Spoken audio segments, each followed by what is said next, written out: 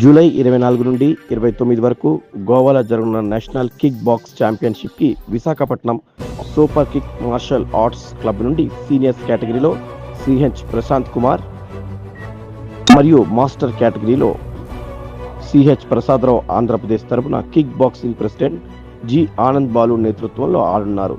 వీరికి Visakhapatnam Dwaraka Nagar diamond park వద్దనున్న Venkatarama hospital సంస్థ మిస్టర్ దీపక్ ఆందే ఆర్థిక సహాయాన్ని అందజేశారు.